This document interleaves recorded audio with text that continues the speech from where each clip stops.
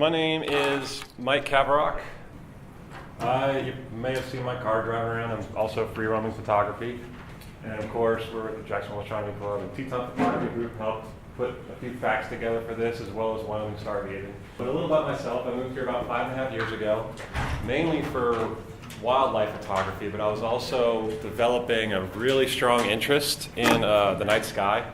And the more access I had to a dark night sky up here, which was a lot better than Phoenix's, the more I kind of learned and the more I kind of saw what I needed to do. That's pretty much about me. I've been really interested in the night sky, but obviously there's a bit of a light pollution problem, which is what we're going to talk about tonight. Pretty much everybody's seen this image, or an image like it. It's a very pretty image. I'm definitely not going to argue that. But there's an interesting mindset that kind of comes with it, is that the lit areas represent progress. And it's sort of a dangerous mindset that a lot of the general public kind of has. Because what a lot of people don't realize is that that's light that's actually reaching space. That's how much light that's going out there. And then this image started floating around last year, and what was highlighted was the difference between Seoul and South Korea, and then North Korea right here. And the big comment that I saw a lot of people making was, just from this image, oh my, I can't believe the atrocities that are going on in North Korea. And it's like, well, it's an image of light. How do you know what kind of atrocities are going on just from that? And so it kind of made me think, it's like there's a really interesting mindset that people have, that less light means less technology and just a poorer country. I mean, I'm not saying I'm going to go to North Korea for a night sky trip anytime soon, but I bet they have really nice night skies regardless of what's going on behind the scenes. So if that's the case, then what does that say about the western U.S.? There's not really that much light except for a few sporadic spots. It's not really a good precedent that people have going for themselves. This is another really nice image, but it kind of reiterates that all this light is flooding out into space, and nobody's really kind of understanding what kind of implications that has on our night skies down on Earth. Because when you look at Houston and Dallas, you can pick out these places without even needing road maps. That's Atlanta, Chicago. And they're all just like plainly, visibly obvious. What this is really showing is a map of the light sources. But there's also a way to measure the light that actually spreads out, which is what this looks like. And this is a map of light pollution.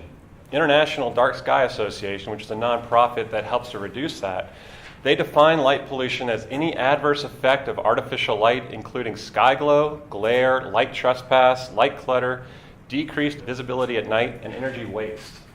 And that's basically what the eastern U.S. is, and a lot of western towns are doing. And in the same way, you can see a lot of these cities, they are very brightly lit.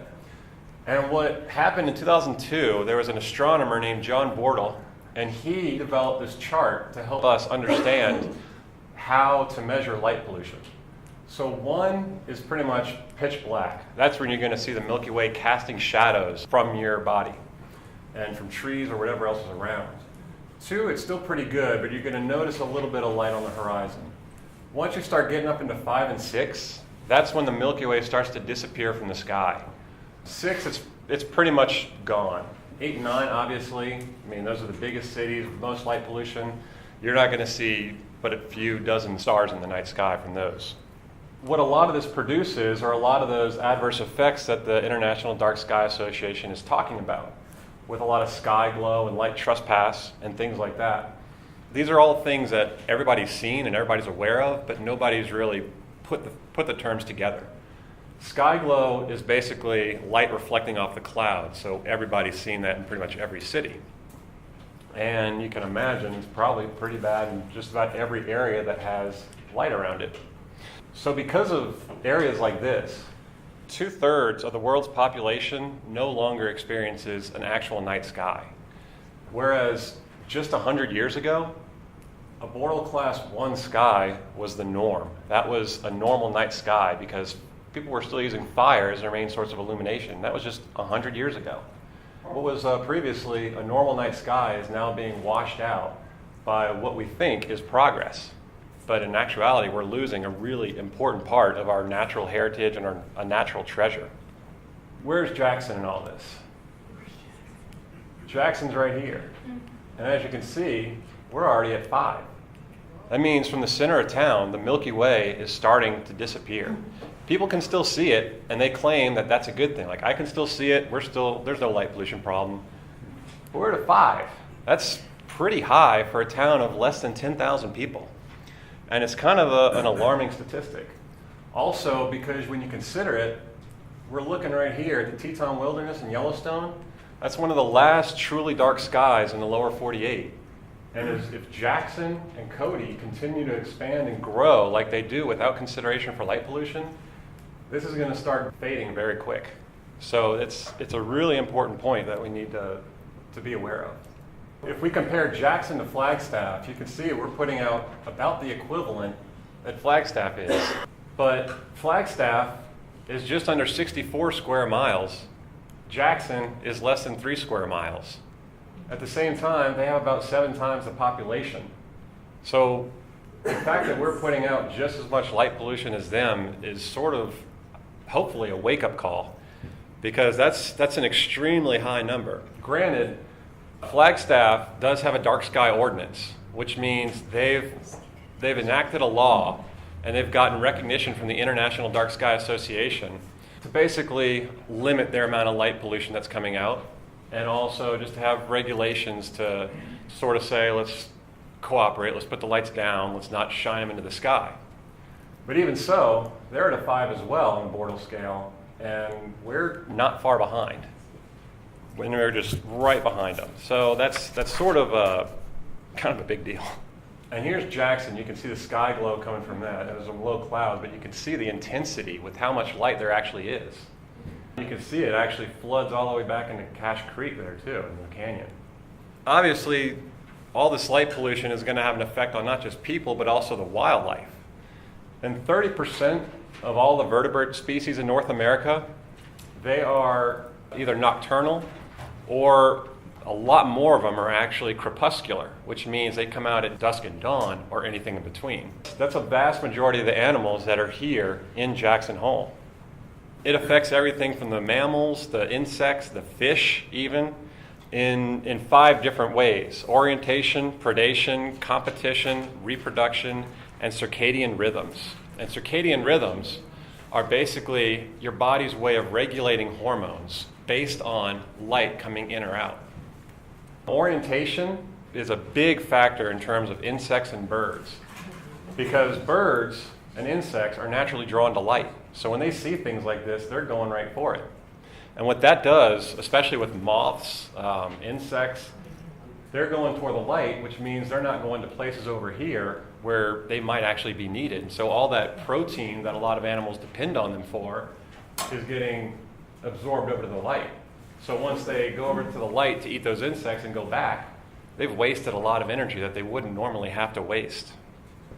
In terms of birds, because of light pollution, every day in the U.S., more than 1 million birds and animals die on roads and highways each day, which most of them are nocturnal and crepuscular because they're out and you can't really see them until it's too late a lot of times.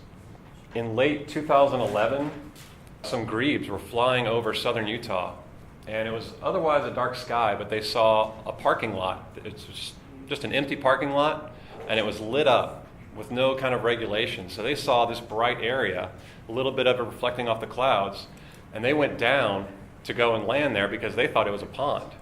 And what happened was all 1,500 of those grebes just crashed, and they actually all died. And this happens very frequently throughout history in the last any amount of decades, because all these migratory birds, they're passing over darkness and they see an area to rest, but they don't realize that it's not a pond, it's actually just light pollution. In North America alone, that's roughly 400 to 500 different species of birds that are migrating at night. So that's actually a huge population of birds. They're estimating, it's such a huge number that they can't actually pinpoint an actual number, but they estimate that anywhere from 100 million to 1 billion birds die every year because of light pollution and instances like that, which is alarming. I'm going to use that word a lot because that's the way I've felt the last few years. So if we go 15 miles north of Jackson, this is the view from Moose. You can see Jackson's back here behind East Grovant Butte. There's the airport, Wilson, and Teton Village. And you can see just how much light is flooding up into the sky just because of uncontrolled and unregulated systems that we don't have in place. And if we go on top of Shadow Mountain, really like this image because you can see all the light pouring up and how obstructed it is from Jackson up to a certain point. Once you get up to Shadow Mountain and above it, you can see what you're actually supposed to be able to see from Jackson, or at least the immediate vicinity.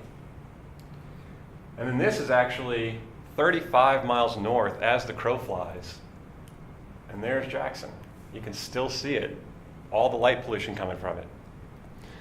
This is the north end of Jackson Lake, so the fact that you can see all the light pollution coming from Jackson that far away, it's sort of something that kind of makes you think, because you're not used to seeing all the light pollution from that far away.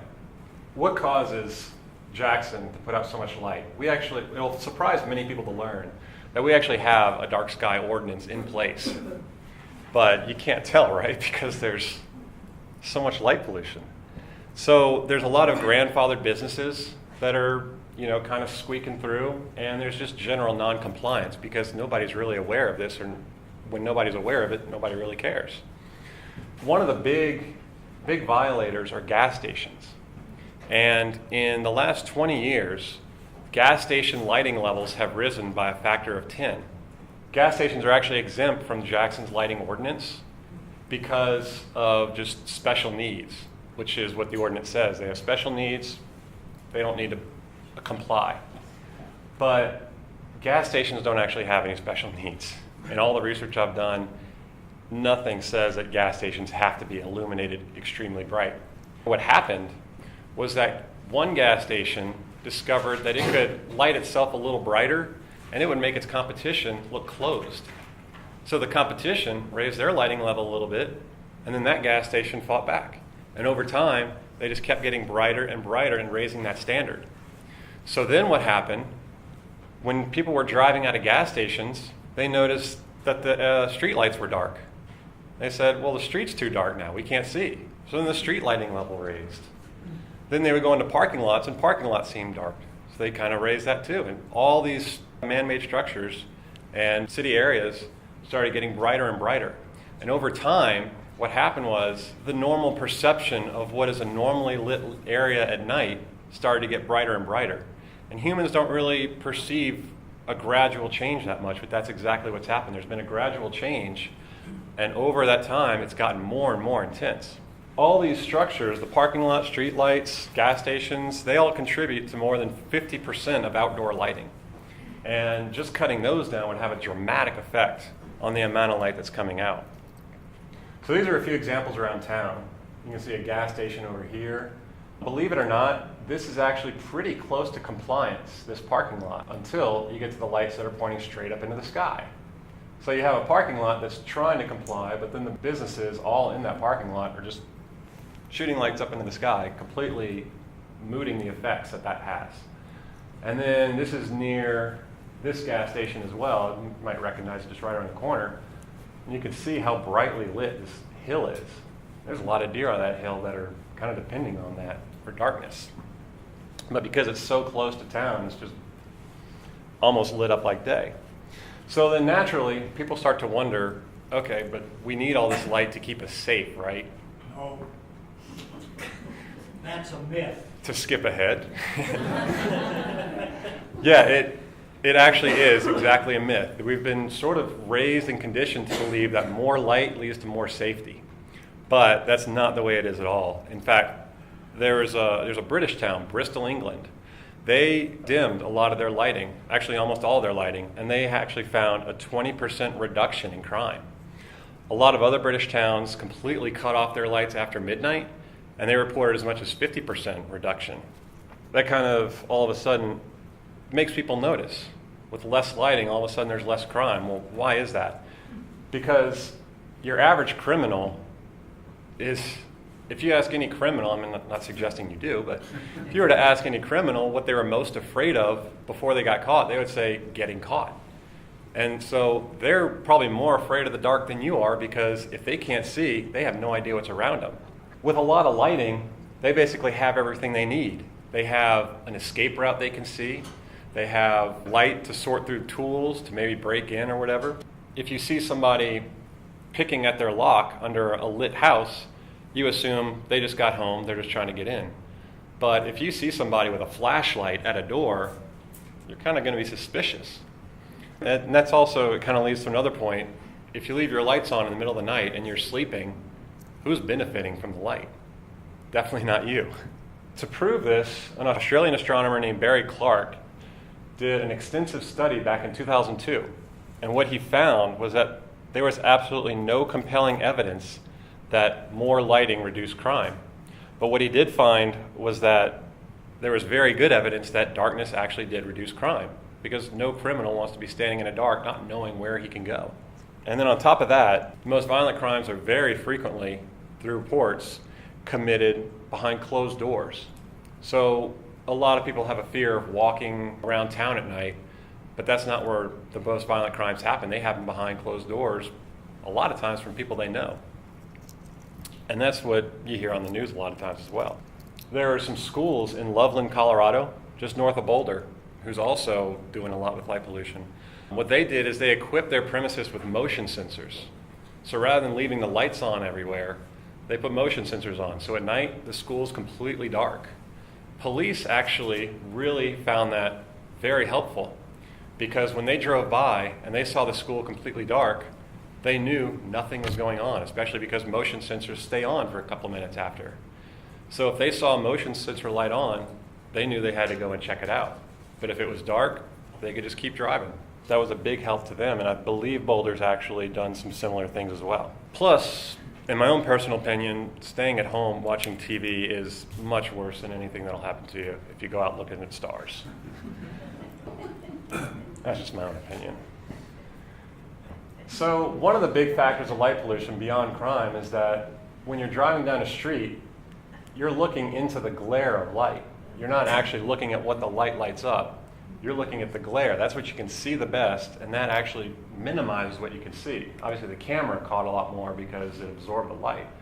But you can think about it when you're driving down a dark highway and somebody's coming the opposite direction, all you see are those headlights. You don't see anything else. And that's exactly what bright street lights do that allow light to just pour out everywhere. One of the solutions is to sort of have shielded lights that point the light down rather than all the way up in the sky and the tops of trees that you really don't care about when you're driving that way. This also introduces another problem, because with all this glare, you can't see where the lights end. And I don't know how many people have been driving down this stretch of road just north of Cache, but there's been a lot more deer there lately. And when you're driving down the street, your eyes are adjusted to this level, but when you get back here, your eyes still need a little bit of time to adjust. And if there's a deer in the road, that may or may not make the difference between whether or not you actually wind up hitting that deer. Statistically, that makes deer more dangerous than bears, wolves, or cougars, because more than 200 people every year die from deer collisions. And likewise, there's about 1 million deer collisions annually.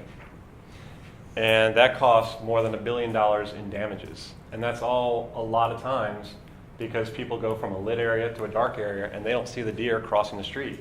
Sometimes it's also because there aren't as many lights interspersed, so you get these gaps of really bright light and a really dark area and then a really bright light. And so deer will cross in between there, because deer are actually better adapted to night than we are.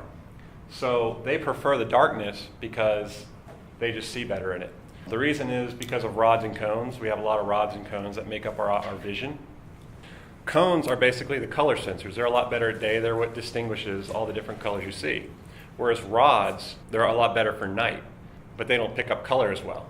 So at night, a lot of people claim to see more gray skies at night because A, they don't have the cones to distinguish the color, but it's also because there's not really a dark sky that they go to. They'll go to a semi-light polluted sky, let their eyes adjust, but there's still light pollution, so they're really only seeing gray aspects. That's sort of what makes Starry Night by Vincent van Gogh is such an interesting painting is because he probably did actually see all those colors. When you're in a true dark sky and you're out there for 20 minutes and you let your eyes adjust, you really do see a lot of color in the night sky as opposed to just gray stars and gray features of the Milky Way. Less lighting actually is not just good for safety, but also safer for driving and animals as well. And there's also a lot of health concerns that have been coming out with light pollution. Basically, humans have evolved for millions of years with a cycle. There's always been night, there's always been day, it's always been regular. We've evolved for millions of years to adapt to that. And it's only in the last 100 years, last 50 years really, that we've really started to, on a mass scale, disrupt that. And it's not enough time for us to really sort of adapt. It's having a big problem, not just on people that stay up late at night, but people who work late or work through the night. They've been linking a lot of diseases and hormonal imbalances with people that have been working at night, staying up late at night. There was a scientist named David Blask back in 2005. He did some research with some rats. He drew blood from people in a dark night where they were producing melatonin. And he injected that into rats, and he found that that hormone was reducing a lot of human cancers in the rats. He took blood again from people, either during the day or during a lit night. He injected it into the rats, and then he found that it was doing nothing for the cancer. It was just letting it grow. So what happens is there's a hormone that is created after the sun goes down, assuming you're in a dark sky, called melatonin, and that actually instructs a lot of your hormones and a lot of your body to regulate itself. There's always sort of been this kind of really awake state and really sleep state. When you're exposing yourself to a lot of light throughout each night, it sort of disrupts that balance. Melatonin is actually in charge of that whole circadian rhythm. Circadian means about a day, which means it measures your hormonal rhythms for each day. When you're exposed to a lot of light pollution at night, that starts to gets disrupted. And that can, over time, start to lead to symptoms. If you've ever experienced jet lag is actually that circadian rhythm being disrupted. It's not because you're tired from sitting on a plane all day. It's because your sleep pattern's been disrupted, you've been awake longer, and that circadian rhythm is off. It's really easy to get back on, just get a couple of good nights sleep, everything's back to normal, which is good, because otherwise that would be scary. I don't want to scare anybody into being for light pollution, so we're going to kind of shift gears a little bit. We're going to stop talking about the negative stuff. This is a really good example. This is Sagebrush Drive, and there's similar lighting all along Spring Gulch. And this was put in recently, and this is an excellent example of how to control light pollution. They have these very shielded hoods. You can't see the bulb until you get very close to them. And it's lighting up just what you need, just along the street, enough to see the street. And you can see there's not that much glow on the trees surrounding it. So all the light's actually pointing down, which is exactly what the International Dark Sky Association says. They say, use light only where it's needed. Well, in this case, all you really need to see is the road, so you don't need a big string of lights pouring out into the sky and going everywhere. You just need a few to let you know the road goes straight. Use only as much light as needed. They could probably cut down on the light and still have a good system in place. Shine lights down, not up. It's definitely doing that. You can see that in the surroundings, except for that one little entrance there. They got a light going up. And then the other thing, I don't know what kind of bulbs they're using, but they say use efficient bulbs, which LEDs are getting a lot of strong push because they are so much more energy efficient. They've actually significantly cut down bills for businesses and cities even. This is an industrial scale light pollution solution. All these lights on top of these have shields that are pointed down. So you can even just see from the light, it's not glowing up in the sky. The trees in the background are very dark. Even some of the crowd is dark. And the light is only where it's needed, on the field, and a little bit in the stands. So it's not dependent on just street lights and the occasional business or house. This is everything in a town that could be controlled and helped out with light pollution. And there's a lot of other similar fixtures. I mean, your home fixtures you can get for $15 at Lowe's. They go up from there. There's all kinds of solutions. It's a really easy fix if anybody wants to do. And these lights especially, perfect for the high school field and the rodeo grounds, and all of a sudden that would dramatically get rid of a lot of light pollution. What does Jackson have to gain from it? Well, annually, the U.S. alone spends $2.2 billion in outdoor lighting. Just that. I mean, with all the energy crises talk and all the talk about the debt, that's a lot of money that we could save and actually teach other communities to start saving. LEDs, as I mentioned, if we were to replace a lot of lights with LEDs, those can actually be controlled to a certain level. So they don't always have to be at one specific lumen. They could be dimmed in certain areas, especially when you start talking about integrating a smart grid in the community. With a smart grid, you could have, like a rural neighborhood, have very low lighting, and then the downtown could have a little bit more if it was a busy night. And similarly, there's also the concept of no lighting. I mean, imagine living in East Jackson and walking out your front door and having the Milky Way cast a shadow on you because nobody around has their lights on. What if everybody just felt that that was a good idea, to actually see the Milky Way cast a shadow on everybody from inside Jackson? That's a very easy, accomplishable goal.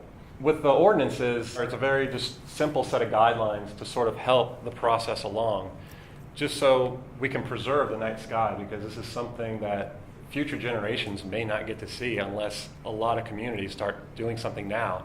And the more communities that start doing something, the more it starts to spread. This is becoming a very hot topic as astronomy itself becomes much more attainable to the general masses as we've been seeing it grow. And the national park system itself has a lot to gain as well. Big Bend National Park, they switched all their lighting to LEDs that were shielded, and they dropped their electricity bill by 90%. 90.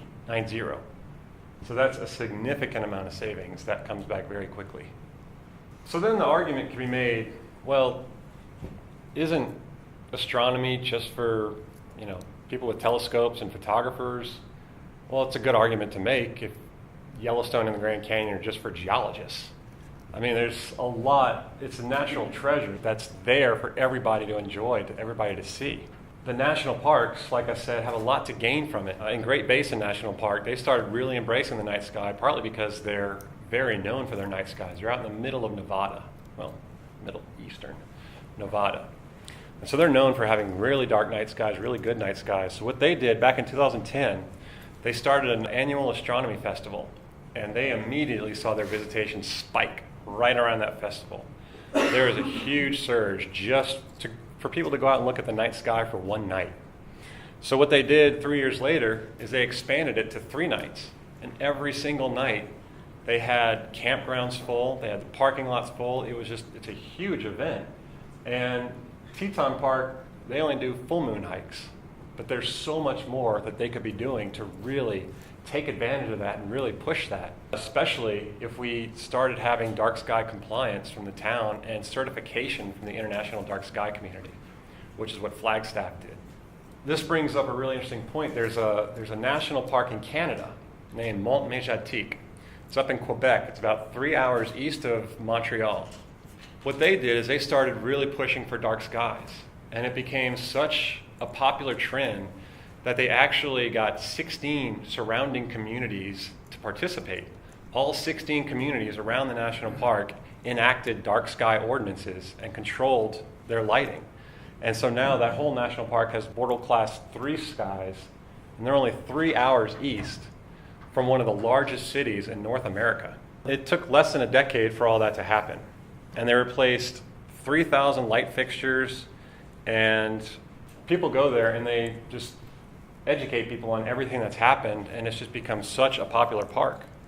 And so Samuel and I were talking, we feel that's a really good park to emulate because the community embraced the whole idea of the dark skies, and ordinances just basically fell into place. It was really easy to do.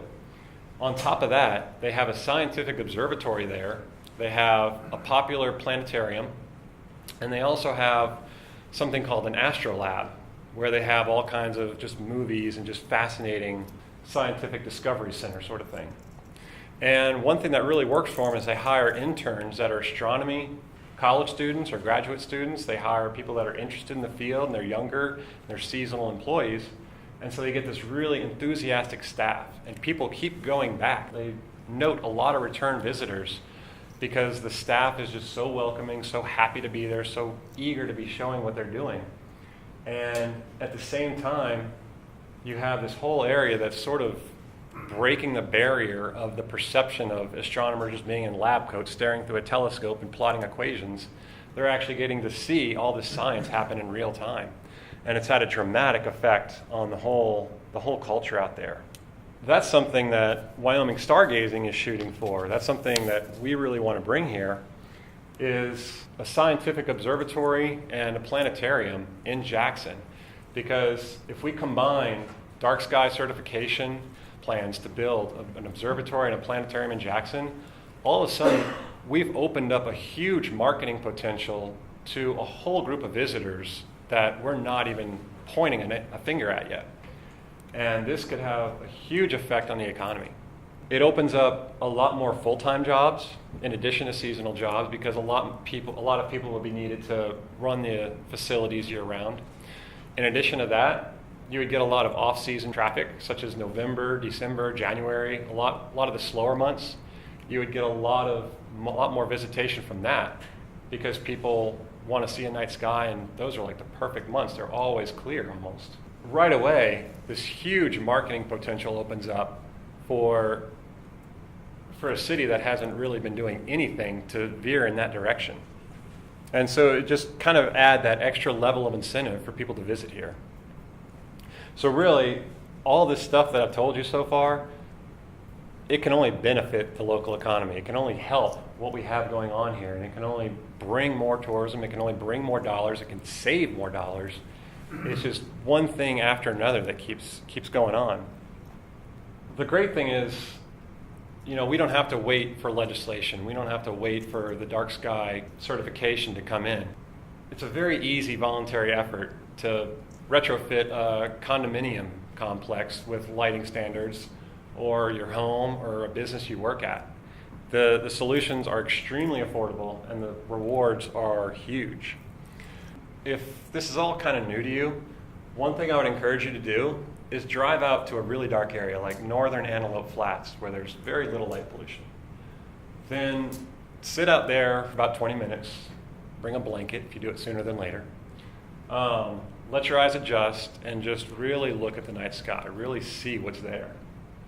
Then drive back to Jackson and try to do the same thing, and you'll see it's washed out. That night sky that you just saw is not there anymore. Pay attention to that. Another interesting note is that back in 1986, Halley's Comet came over. A lot of people saw it. But back then, it was really the only people that could benefit from it were astronomers. And it's due back in 2061. By then, who knows? Your cell phone, if we even have those by then, could just probably point and click, and it'll get this great night sky picture. The only downside is if we don't have these dark skies anymore, Halley's Comet is not going to be that brilliant of an object in the night sky. It'll be washed out. It'll just be like another star. So we really need to protect these dark skies to ensure that Halley's Comet can be seen the next time it comes around, because the world is going to be dramatically different from the last time it came. And then, finally, one thing I really like about the night sky is that you've probably heard that we're all stardust. Every natural item, mountains, trees, elk, humans, deer, whatever, everything natural in the natural world is made up of atoms that were once stars. Those stars exploded, they spread, and all those atoms became new planets. So basically, we're all stardust. So what a night sky does is it's like a cosmic mirror, basically, and it allows us to see a piece of ourselves that you really cannot see anywhere else. And if we lose that, it's really fragile treasure that we won't be able to get back. Hopefully, you found that helpful and inspiring. Thank you.